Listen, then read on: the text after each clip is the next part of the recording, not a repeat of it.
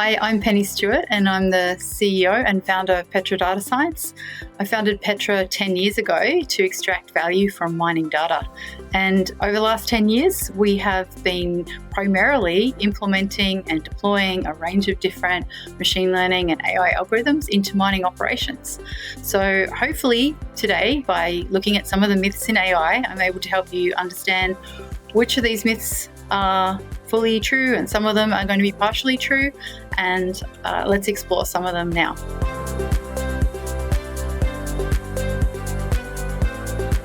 While integrating AI systems does introduce new types of cyber threats, that doesn't mean that it can't be managed. And we already have plenty of examples where production systems in mining operations, the cybersecurity risks associated with those systems is being managed increasingly, especially over the last few years. And there's international standards and there's policies and procedures that can be brought in to manage those threats.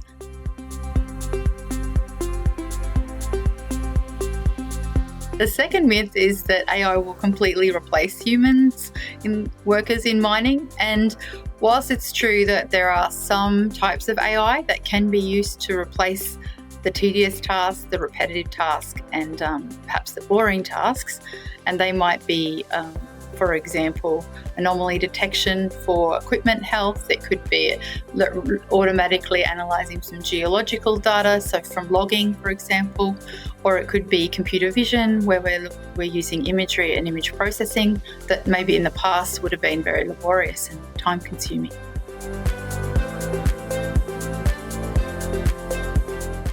Whilst AI has been used for autonomous vehicles for at least 10 years, there are a much broader range of AI applications now in 2025, and they cover not just the whole mine value chain, but they also cover the whole life cycle of mining, right back to exploration, to studies teams using it.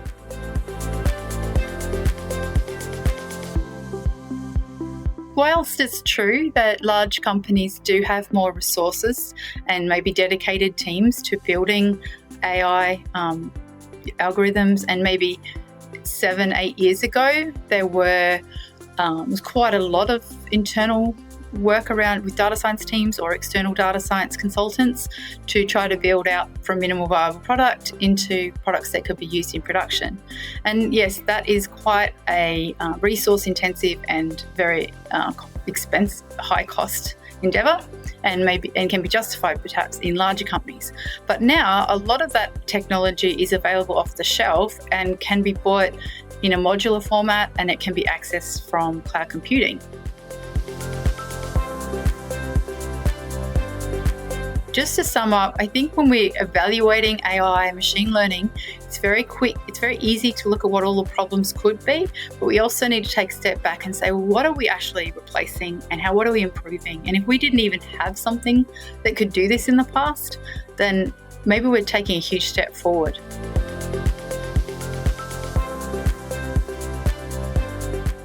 It's true that there's quite a lot of AI systems now that are more plug and play and can give more instant results. So you might find, for example, computer vision recognition software that can automatically label and identify objects, or it could be anomaly detection in processing plant equipment, identifying mechanical problems with the equipment. It could be related to exploration and anomaly detection using more generalized anomaly detection algorithms. So some of these are certainly things that you can apply and get instant results.